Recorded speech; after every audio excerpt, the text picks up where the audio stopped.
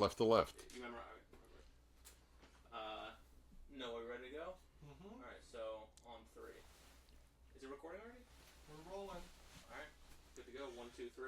Hey everybody, Dennis Prager here. Welcome to my home for our Fireside Chat, which we have pretty much weekly. And I never had a guest on this Fireside Chat, other than you who are watching. But I do have a special guest. Well, special, let me think. I better be special if I'm the first one. You know, you're so right. Come on. You're so right. Dave Rubin, who is really well known and deservedly so, by the way. A lot of people are well known. There's no good reason for it, but there is good reason. He has an extremely popular podcast and YouTube podcast. Or is it a YouTube video? What do you call it? YouTube show. YouTube show. That's it. Which is very popular and getting a lot more popular. Even in addition, he has done the Prager University video this week. Why I Left the Left, and it took some guts for him to do it. In all seriousness, and I'm for a number of reasons, and we're going to go through all of those reasons.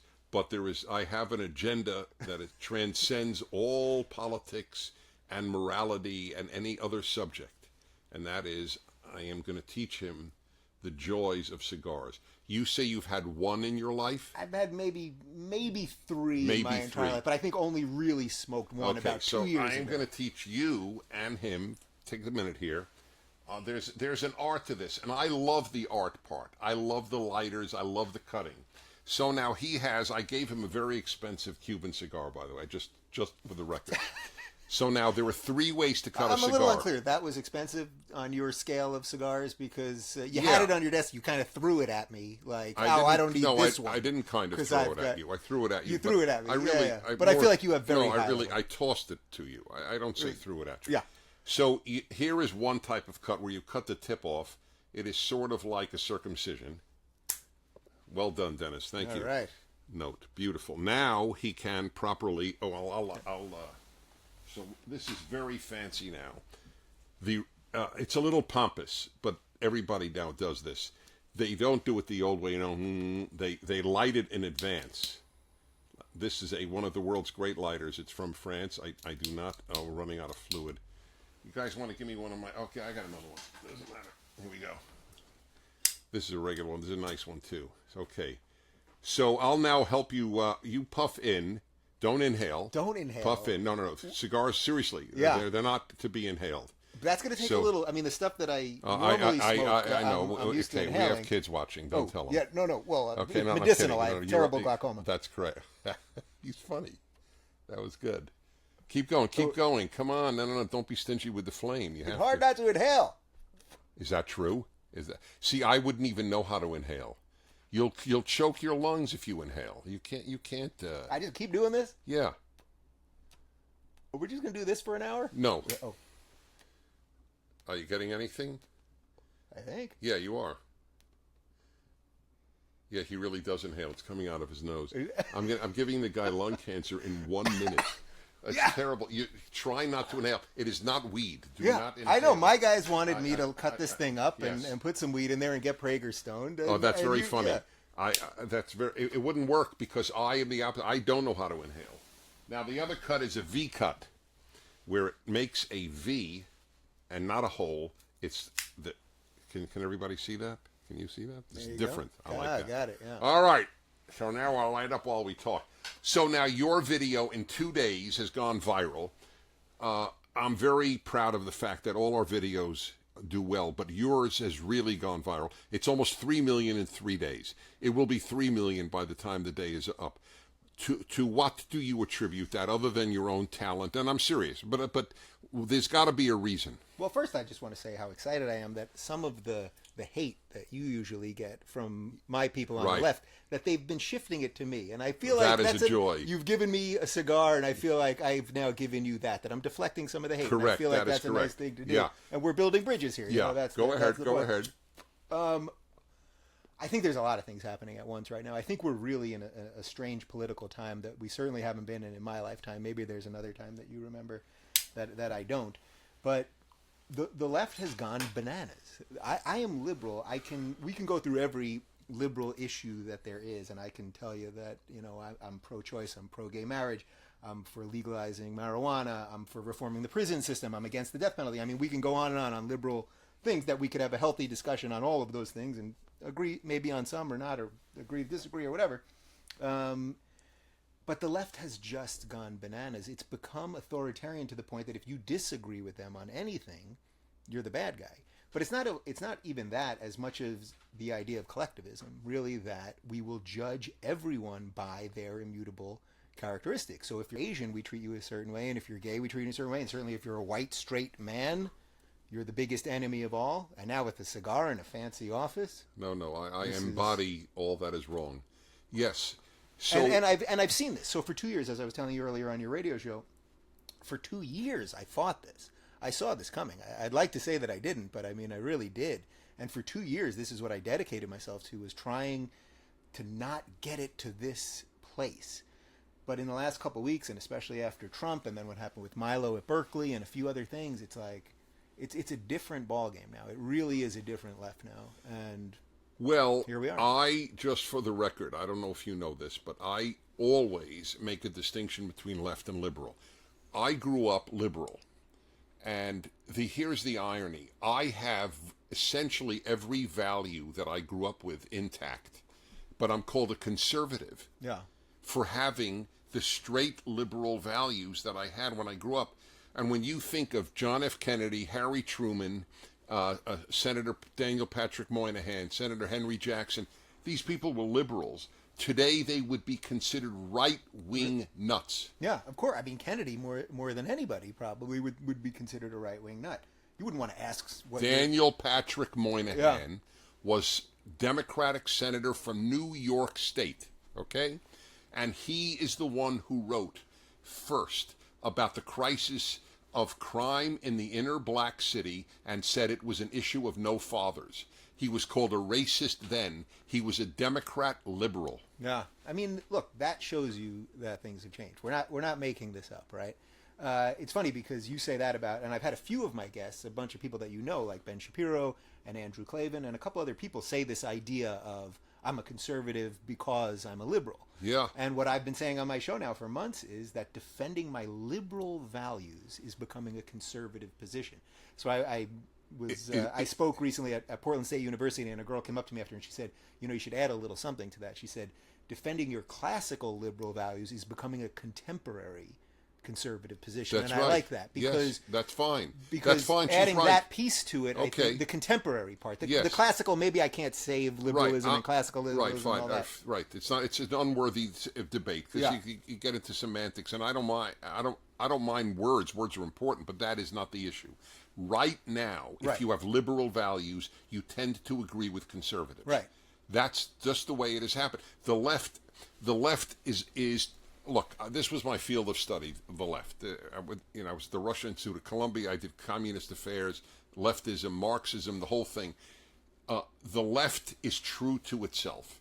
It has always been totalitarian, not even authoritarian, totalitarian. It has always been, if they're allowed. The campus is the perfect example. Our views or leave. Yeah. And the violence. I mean, it is pretty scary, actually. Well, look, this Nazi stuff. People seem to think we're in Indiana Jones again, and we should all be out there punching Nazis. Now, I know that the two of us are not Nazi fans. I'm going to guess that you probably had members of your family killed in the Holocaust. Right? I didn't, as it happens, but I'm a rare Jew in that I didn't. But most did. Yes. Wow, so you're extremely rare in that case. Yes. So I had family members killed on both sides, my father and my mother's side. I grew up knowing Holocaust survivors, grandparents of friends of mine and things like that. And, this concept now that we should be out there punching Nazis is insane. Which means punching conservatives. Well, because what really it means is that, first off, there are no Nazis now. A Nazi was a German soldier in 1940. So if you want to talk about white supremacists or whatever, right. But the expanding... But even neo-Nazis, it's infinitesimally small. Of course, and the definition of what that is will keep expanding. Mm-hmm. So they'll say, all right, so if you're this Richard Spencer guy, this alt-right guy, you can punch that guy. Okay, fine. But what's going to be next is, well, wait a minute. Next is you and me. Right, because did Dave Rubin have him on his show? I guess I could punch Dave Rubin. And what you're really saying also is, you're not just saying you can punch them, you're really saying you can kill them, because you could walk up to somebody and slug them in the face and right. actually kill them That's accidentally. correct. And can we blow up their car? And And burn down anyway, their if house you're and really a everything? Nazi, maybe you don't deserve to live. I mean, if you really are an advocate of genocide of races, then maybe you don't have a warrant to life. I mean, that's what. Listen, but you're not for punching these random Nazis no, on of the course street. not. Right. Of course not. But it's saying important the to make that mentality. distinction, no, though. Yeah. No, thank you. Yes, but it is. Who is the guy? Who's hardball? What's his name again? Chris Matthews. Yeah. Chris Matthews said within the last 2 weeks on his program that Donald Trump is Hitlerian.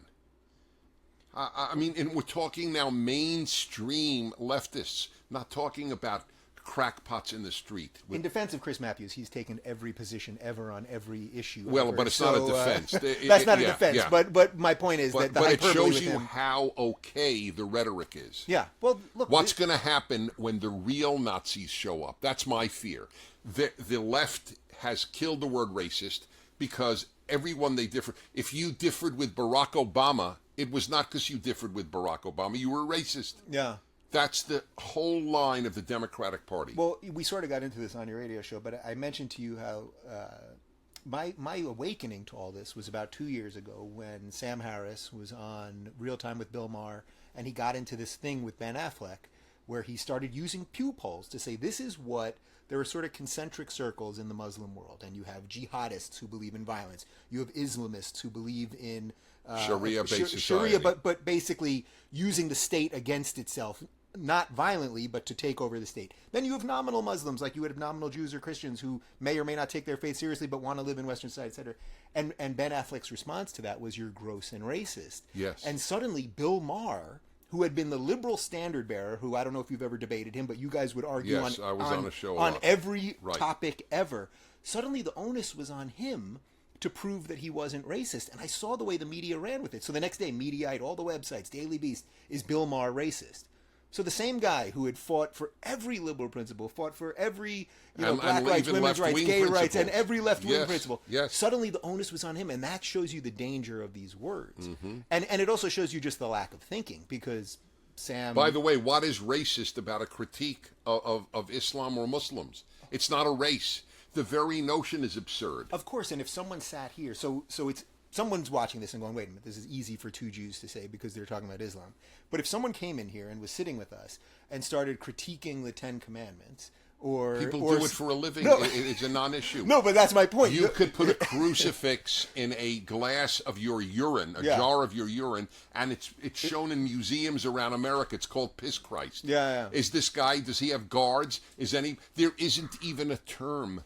There's a term Islamophobia. There's a term anti-Semitism. Why is there a term Christophobia? Right. Nobody hates Christians. Well, you'd have to take Family Guy and a million other shows off the air. That's exactly right. And also, if you were afraid of making fun of Judaism, I mean, Larry David would have a pretty short career. That's right. But this right. is the irony, and this is I can't believe that I now quote George W. Bush on something, but the soft bigotry of low expectations, which is a George W. Bush line. A lot of people don't like admitting it. Yeah. It was a writer, one of his speechwriters. But it's obviously. an accurate statement. But you need every one of us, regardless of whether you're a believer or a non-believer, or a Jew or a Muslim or atheist, whatever the hell you are, you need the ability to make fun of yourself. We all need to be treated publicly with the same respect. All right, so let me move over to a very sensitive area. How come you're getting a lot more smoke out of your cigar? Because I've been doing this since I was 17 years old. That can't be. Yeah. Oh, my father gave me a cigar. I fell in love with it. He also gave me, by the way, he gave me some liquor, and I couldn't stand it, and I've never drunk since. Really? So I took to one vice. By the way, between the two, this is a lot better to get fall in love with than alcohol, I must say. Fair enough. But in any event, this is something that is not clear to me. So you're gay. Yeah. And why are gays such radical? The spokesman. I know too many individual gays who are not. Yeah. But I mean, why is the official gay community so radical? Well, I don't know that they're so radical, but I would say this, that if for all these years that gay people could not get married, so did not have a simple right that you had to marry your wife, who's a lovely woman sitting right over there, that while we had to fight Well, we had to fight for equality, and by the way, whether you like the Supreme Court decision or not, they decided it was equal protection under the law. Right. That we should all be treated equally under the law, and all marriage is really. I know there's a biblical or Right. religious part of it for a lot of people, but in terms of a secular society, all it is a contract that two people are entering, Right. whatever. So until that moment, 2 years ago, which happened to have been on my birthday, June 26th, until that moment, you sort of had to go Democrat if you were a gay person. I In a lot of understand. respects. Right. Just because there was one Okay. side, even though, it took Barack Obama didn't run pro-gay marriage the first time around, and he sort of got led into it because Biden made that slip up on Meet the Press and all that stuff. But the point is that until equality got there, it fully made sense. But this is the irony of equality. Now that there's equality, gay people are treated equally under the law. That doesn't mean some people don't like gay people, but that's okay. Some people don't like every people. Some people don't like everybody, right? Exactly. And that's but there shouldn't be laws instituting those things. But you're allowed not to. So like how do you people. feel? I want to get back to the same-sex marriage Yeah. in a minute. But how do you feel about? I'm a photographer or a florist. You're gay. I couldn't care less. Take your picture. Take your spouse's picture. Your partner's picture. Not an issue. But I can't participate in your wedding. It violates my religious principles. How do you feel about You that should person? watch my video on PragerU because I brought that up. I know that, but I That's a want good people lead-in. who Yeah. didn't see it. Yes. I personally would not force a photographer Right. or a Exactly. baker Well, you're a liberal. or anyone. That's my so. But the gay community So I considers that person a vile hater. Okay, so this is one of those things where when equality comes and people actually are equal, you don't just the next day. It's not like all the historical pieces of that and the prejudices and all that. They go away the next day. You know that. You know what I mean? It takes a little time for people to realize, holy cow, it's better now. Like we got justice arrived. So I think now I can sort of help make the gay community realize that now we don't have to fight for, if someone has that belief, if there was a Muslim baker, would I force them to bake my gay Jewish wedding cake? I mean, it's crazy, right? It's Right, crazy. it is crazy, Right. yes. So I think now the next step, and this is the irony of equality, is that the Democrats obviously did more to get gay marriage in place. But now the gay people won't be beholden to them, and gay people might start voting on taxes, or might start voting on foreign policy, or a multitude of other All things right, that people so let me are supposed to. So let me. Yeah. I'll raise an issue you Yeah. didn't tackle in the video, and I really do want to know your answer. I told you you could ask me So anything. for the record, Yeah. I was for Proposition 8 here in California. I thought that the Constitution should define marriage as a man and a woman. And by the way, my biggest reasoning turns out, I believe, to have been valid. And it had nothing to do with gays. Nothing, ironically. Even though for a gay it has everything to do with gays. And I understand that. And I said as follows, and I wrote this, I said it, it's all in print. I said for 20 years that the moment we say gender doesn't matter, which is what the marriage argument was, gender doesn't matter, love matters. I said the second we say gender doesn't matter, we are down an inevitably slippery slope of saying gender doesn't matter. And now teachers are told around the country, not in every state, but gradually every state, do not call your third graders boys and girls. You can't impose a gender identity on them because there is no such thing as gender identity. Yeah. All right. So first I'll agree with you and then I'll disagree with you. My agreement part would be that if I was on my Facebook page, facebook.com/Dave Rubin, and you, I'm sure, have this on your page as well, I can list, we can choose a drop-down menu of how we want our gender. And it can, Yes, man, I know. male, woman. Literally, Yes. there's one called it. I know well. It. Facebook gives you 56 choices of gender. But Fifty- that actually Yes, seems it. offensive. You I can come know. up with some others that you go, Yes. all right, well, you chose that, but it seems bizarrely, that sounds Well, like it science seems fiction movie. dehumanizing. Yeah. So that part, yes, I understand that piece of it. That being said, look, I think the bigger issue is that if you said to me, look, you were on my show and we discussed this stuff. If you said to me, and you said, I think, what was your line, that your head and your heart aren't Correct. in the totally same place. on Correct. this. So how would I ever win you to my side? Would I win you to my side by demanding, by telling you you're a homophobe and a horrible person and, trying to get you fired from your radio gig and all that? Of course not. But if we can make a little headway here, and you guys are welcome to come over. My husband's a great cook. You can come over for I dinner. met him, and it's a non-issue to me. I know people mock this, but I don't know why. But truly, he called the show today from San Francisco. He and his, in his case, he didn't marry, but his partner is male. They have 2 kids. We are so close with this couple. They're one of the closest couples we are with. My niece is gay. She and her spouse, her wife, are beloved to us. Her children are. But so here is what I adopted, and I tell my listeners. I say, what I am conservative in the macro and compassionate in the micro. And or let's put it this way, I want standards in the macro and I want compassion in the micro. Too many conservatives are standards in both, and too many on the left are compassionate in both. I wasn't prepared to redefine marriage. It has happened. It is a non-issue. I will happily, if he's a good cook. He's a great cook. Okay, but my wife's vegetarian. Not a problem. Okay, then fine. So we're coming over. Okay, not an issue. But of course it's not an issue. I mean, it's a joke. I mean, it's an issue. Like I'm with you. It's a non-issue. Fine. But my worry is happening when Walmart can't have a boys' toy section and a girls' toy section. They can't have pink for girls and blue for boys, and you have obliterated. And the cover of National Geographic is a 9-year-old who says he is a girl, when at 9 you can't say that yet. So I get that stuff. I really do get that, and I have sympathy to that, and I understand that line of reasoning. That being said, I don't think that in and of itself is enough to make 2 consenting adults right. not be Okay, that's to. fair. So I know we're sort of splitting hairs here. I fully understand your battle, and I want you to understand ours. That's all, on which we do. Yeah. So what has happened to you? You get a lot. I can't believe it. Like, are you a defector now to the gay community? Well, you had Prager on your show, and I'm serious. Yeah. I mean, look, I've had other wildly hateful people like Ben Shapiro and yes, Andrew Klavan I know, on there. So you're just in the just in that crowd. Yes, right. Yes. So am I a defector? Look, I think that the idea that just because your sexuality is one thing, your political leanings would be something.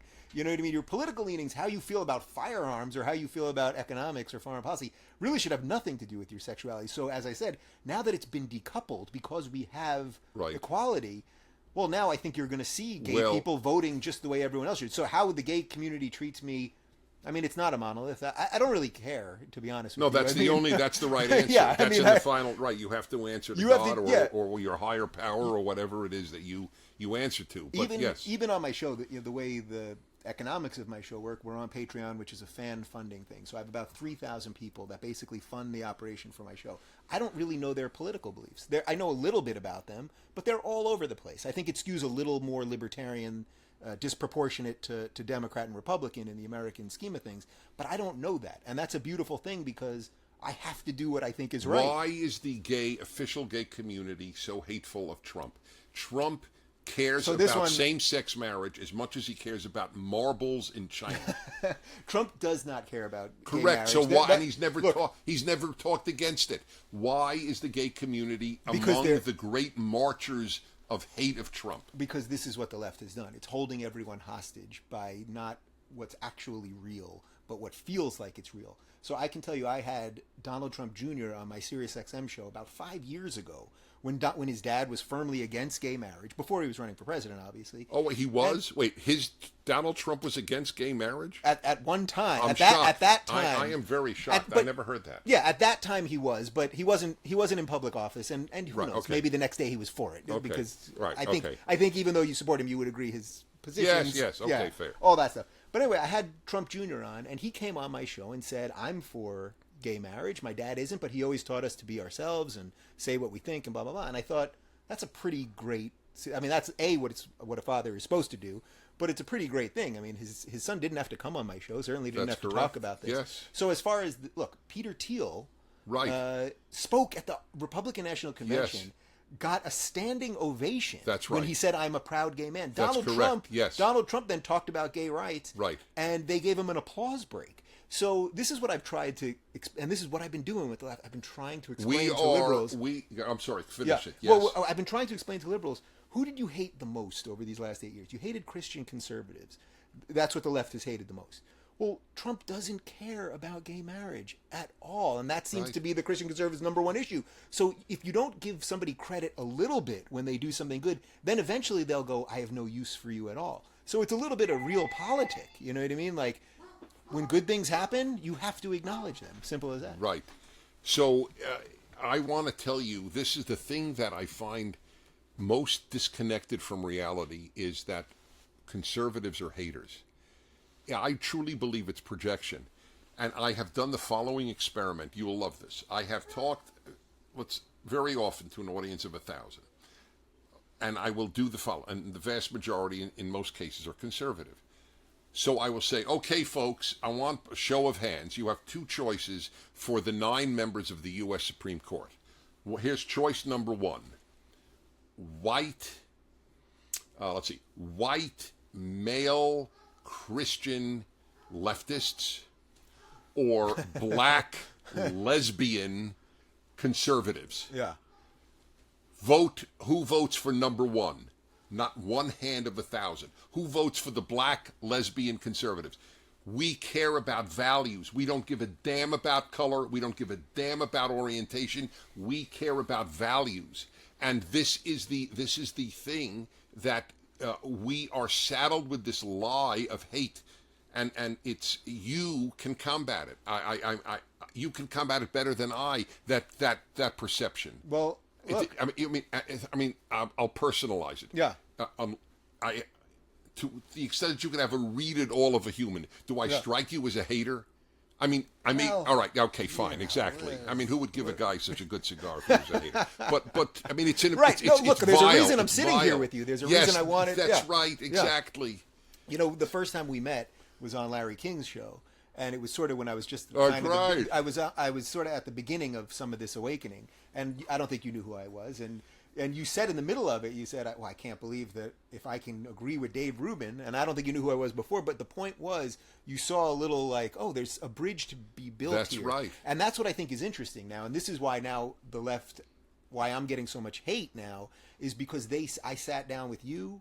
The next week I sat down with Glenn Beck. Now, I don't know what you think of Glenn, but I saw a guy who he's really, a sincere. Listen, he's done some crazy things. I don't agree with him on various stuff. It doesn't matter. He has his heart in a good place, and he's the opposite of a hater. So I see a lot of room to build bridges there. I see a lot of room to go, all right, here are some conservatives that aren't these, because everyone will say, well, he's a far right nutbag, or what we say. Right, but they never give an example. That's the amazing thing. Not one in all of the attacks on far me there. right nut job. Yes, right, but that's all they have to say. Yeah. There is no basis for the claim.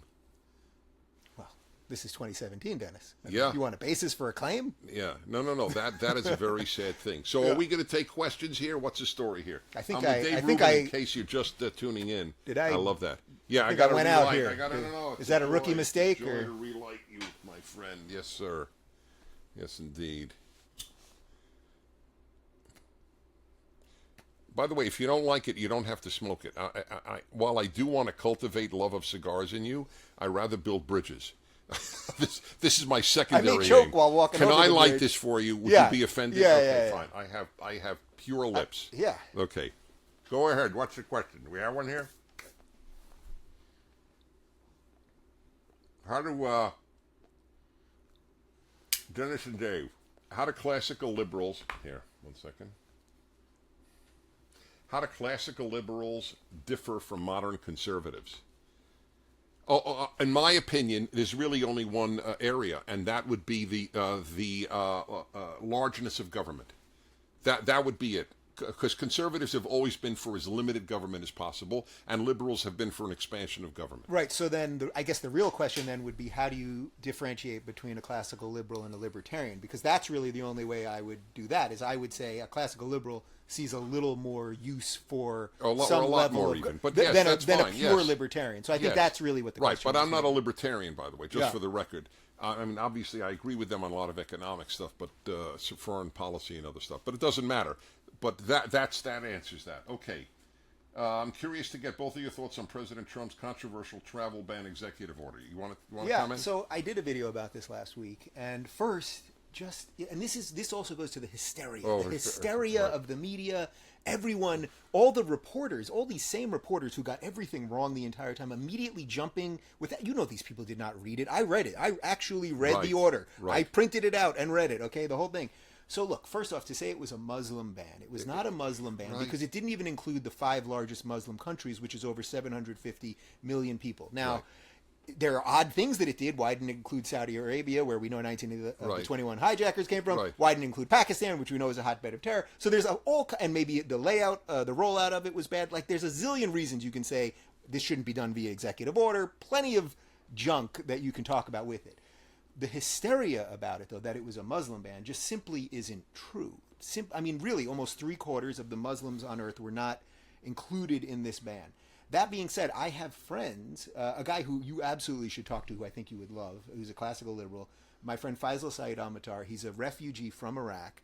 His brother was killed in Iraq by Al-Qaeda. He moved here about 3 years ago. He's on a green card. He has devoted his entire life to fighting Islamism, fighting for secularism and Western values. I'm having every Muslim who wants to do that. They come on my show. I don't even. I think at this point he probably considers himself an ex-Muslim, which is also interesting for you to talk to. Yes. But the most interesting thing is that he now is in a little bit of a gray area because of the green card issue that's still unclear, where he could potentially go to Canada, and then if he gets an immigration officer that just has a bad attitude or he answers something the wrong way, he could end up back in Iraq, where he literally could be killed. So there's all sorts of problems with the rollout, but the hysteria it's like saying racist bigot to everything. If the second he tries to do something that he said he was going to do, by the way, a scaled back version of it, you can't go bonkers. Hysteria. I thought, in my book, Still the Best Hope, about American values versus Islamist values, I should say, Islamist values and leftist values. It's 3 books in one, and it's like an ad for my book, but I don't care because I worked so hard on this. I have a whole chapter on left-wing hysteria. My whole life I have seen it. Every issue there's hysteria over, and it's exaggerated. I think there's hysteria over carbon emissions, frankly, and there are terrible results. I used to think it was a tactic of the left. Now it's worse. They believe their hysteria. So it makes the left even more frightening because they're true believers in every new hysteria. There was hysteria over the groping comment. Yeah. That was pure hysteria. It was a disgusting little nothing comment of a big, almost a childish guy to another guy in private. And he did say in it, they give you permission. Yeah. So you can't even argue that it was assault. It's gross. It's not misogyny. Well, also but it's just hysteria after hysteria. But there's also a difference between words and actions, yes. Which is what I kept saying the entire time. If it had come out, if someone had showed us evidence or there was videotape of him literally grabbing a woman that did not want to be grabbed, then of course that is different. But saying things, I would agree with you. I'm going to guess that even Dennis Prager, one of the most moral people I know, has said some things privately to your friends that you wouldn't want. Listen, I'm on record as I wrote a piece in the 90s in the Wall Street Journal defending Hillary Clinton as a Jew, author of a book on anti-Semitism. I said, there's no doubt that she said is an effing Jew to this guy who she blamed for her husband's lost congressional campaign. And I said, so what? This doesn't make her an anti-Semite. If you heard what I say about drivers who are slow in the left lane, I have been against every race, creed, color in the history of the world. Yeah. And if the guy's wearing a yarmulke, I go, these Jews. Yeah. Speaking of which, the Orthodox that are in L.A., with the big bull hat and everything when it's 95 degrees, can you admit that's... Come on. Come on. Give me a little something there. Well, you know what? I'm okay. 95 I don't degrees wear wool it. hat. Okay. It's all right. Yeah, I'm not putting him in question- jail. Yes, I'm just all right, saying, fine, everything being equal. Okay. But nevertheless, the hysteria part of the left is a frightening thing, and people get caught up in it. So here is my question, and this is a totally sincere one. See, I think that once you have seen, and I don't want to make this sound theological, but once the door is open, this is why they're hating you now. Once you differ with them and see the tactics, they are worried. They won't admit it, but they are worried that you may, in fact, end up the C word, conservative. Yeah. And because you made a list, for putting aside the same-sex marriage and stuff, which is now the law. So fine. So capital punishment. We differ on capital punishment. George Will is against capital punishment. There are liberals who are for capital punishment. So fine. So we would debate that. The whole point of being liberal is that you're allowed to disagree with some of the people that that's you the assumption. respect with. Right. So I want you to continue to say you're a liberal because you're of great use to good values. Well, don't worry, I'm not doing it for your use of me. I'm doing it for myself. No. It's like Christians who say to me, we would love you to come to Christ, but you are so valuable to us as a Jew when you defend us Christians. Yeah. And they're right. You are valuable in the best sense of the word, because America needs people who are clearly liberal and to be honest, and fall into the category of kosher as gay, to say, hey, hello, the conservatives are not hate mongers. Hello, they should be heard. And maybe every so often you should read National Review, right, or watch a PragerU video. Well, that's what I mean about you're never going to bludgeon someone into getting their beliefs to come around to yours. And they think they can. And they think they can. So that's why they use all these words, because they think if they use them enough, they'll either silence you to the point of irrelevancy, or that you'll sort of just have to crawl to them because you'll have been beaten that badly. But as I said before, with the gay marriage thing, even at the end of the day, if you told me your heart and head were not, quite matched up, but you've really decided you're just not for gay marriage, but we could have this conversation, I still, though I wouldn't be thrilled with you, and probably privately I'd go, man, Prager, right. I could actually still have you in my house and be okay with that. Well, and right. because I'm and never going to... I'm totally comfortable in your house. That's the point. I know you're married to a man. I understand that. Yeah. I guess this sales... I'm not going to force you to marry a man. Well, that's right. I know, I understand that. No Dave, given the roots of progressivism, prohibition, eugenics, etc., should you rethink your implication that progressivism has only recently turned regressive?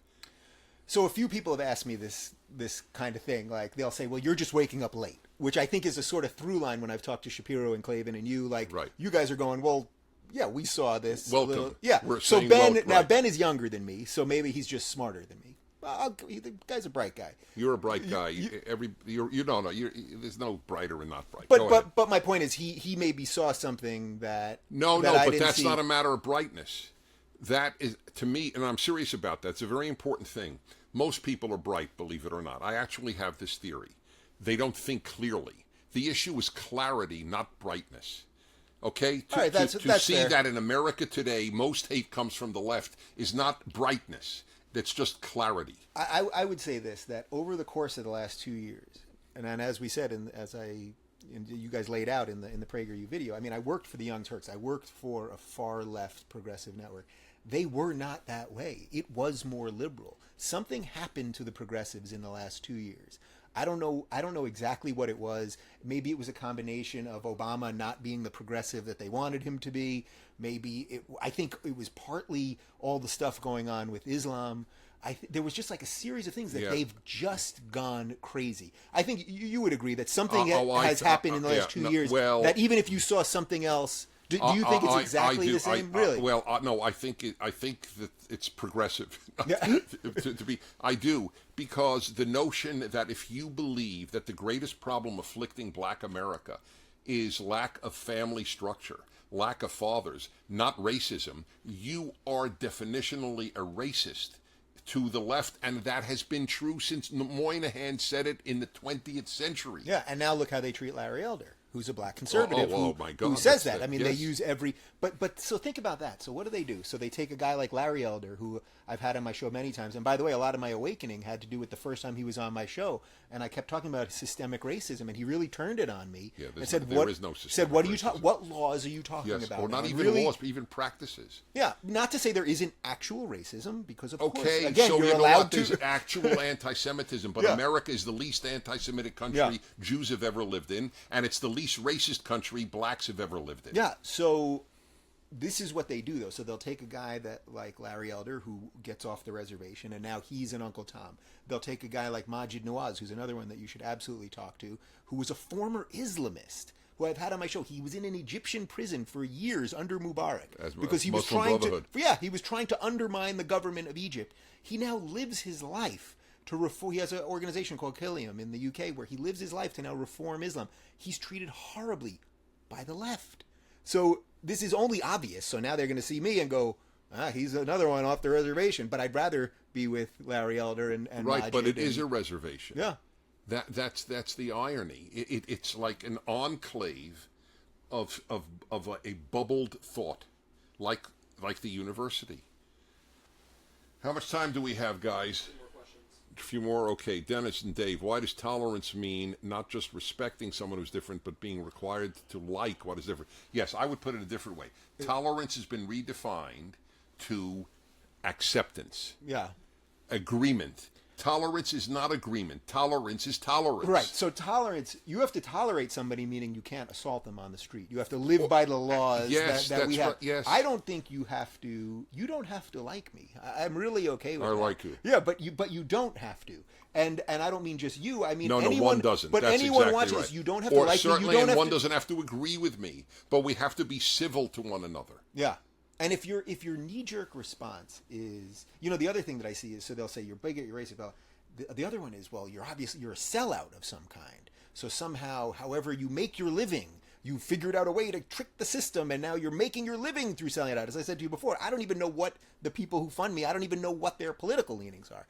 So they're looking for something in you that they can just pin every other little thing on. It's nothing that you've ever figured it out, but they're going to figure out something that is deep within you. And once they can grab that, now they can get you in every other way. All right, so you know what? I won't be able to take more. I'm going to ask you, I asked you this privately. Yeah.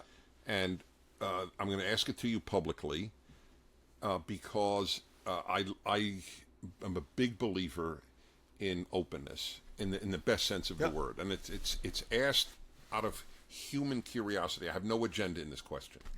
And because I asked it to you privately, so obviously I had no agenda. I have studied human sexuality my whole life. I intend to write a book on men and women. I do have a male-female hour. Male sexuality, whether gay or straight, is to have as many partners as possible. Whether it's evolution or divine design or whatever it is, that's what we're made to be. So what keeps most men faithful? It's the woman he's married to, who is not of that. Generally, women are not variety, or I have to have another male body, and another male body. But heterosexual men, another female body, and homosexual men, another male body. So since you are married to a man, it's a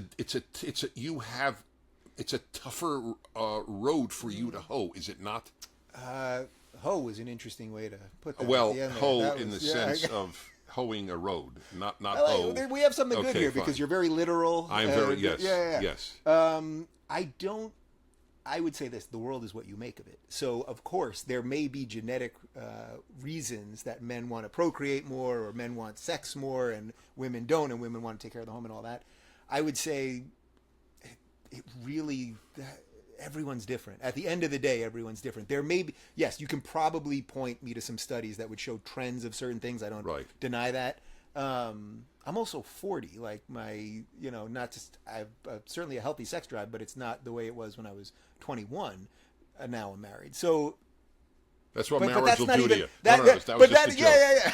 And that actually isn't even indicative of my marriage, so I'll even retract that one. I would just say it really depends on the person. Right. There are probably plenty of couples that you've known for 30 years that have great sex lives, that are constantly having sex. And then there are probably couples that that have been married for 30 years that basically never have sex and still are very happy, or some that hate each other. All of that is fair. Right.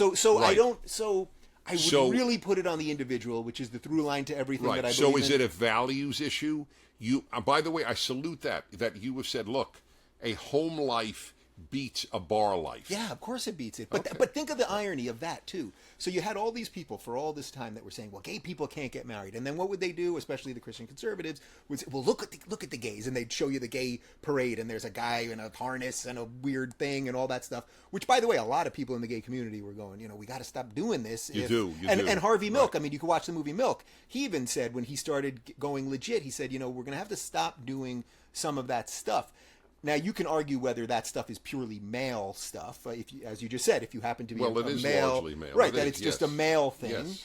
But you have to give people the opportunity to change, and that is why equality. That's why equality under the law is so important. Because I think 20 years from now, you might get a different answer to that question. That it will have become so normal and irrelevant, and people won't have to act out. You know, if you're 17 or you're a 15-year-old kid, gay kid now, and you can't get your sexuality out in a healthy way, well then yes, you might turn more to drugs. And there's plenty of evidence that is. And I've done plenty of things in my life. So, you know what I mean? Like, if you just give people the opportunity to just be human, I think that really is the key to the whole thing. Right. Well, we'll certainly see. How was that for an ending? I thought that was... No, this is powerful stuff. You're a joy. You really are. Likewise. I'm very happy we're in each other's life. What am I going to do with the rest of this I don't have much now? hope for you on cigars, I have to say. I have hope for you. This not inhaling thing, it seems... But not cigar-wise. But not inhaling, it seems ridiculous. No, let me explain why. Will you come to my house and let me roll a blunt? You can roll anything you want. I will not partake. But no, I really loathe anything that tampers with the brain. Even when I was in high school, that's one thing. I experimented with a lot of things, but not that stuff. I'll get you a nice indica. You'll lay on the couch, watch Star Wars. Trust me, it's great. I am naturally high. I don't even need caffeine in the morning. I Really? wake up, yes. Oh, I'm very fortunate. I am in a permanent sort of high. I really am. I'm blessed. I thank God for my disposition, but that's a separate issue.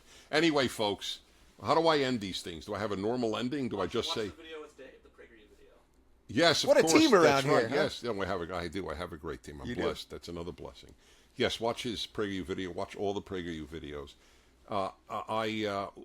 I want people to think clearly. That's all I ask. Whether we agree on every subject is another... How could we agree on every... It's not possible. I'll end with a great line. Yeah. Because I studied at a yeshiva till I was 18. And I've written books on Judaism. There's a great line when the rabbis, and all they do in the biggest book of Judaism, the Talmud, is debate. They just argue and argue and argue. And you know, there's a famous phrase, Elu va'elu divrei Elohim chayim. This guy's statements and this guy's statements, they are both statements of the living God, even though they differ. And I got the chills telling you this. If we could understand that that's possible, there are opinions that are not the words of the living God. A truly racist statement is beyond purview in that regard. It's over the line. But that's not what's happening. Any difference is condemned as hate and so on. You're courageous, and that's the greatest compliment I can give you. Be well, Thanks. my friend. Likewise. Thanks for watching, everybody. See you next week.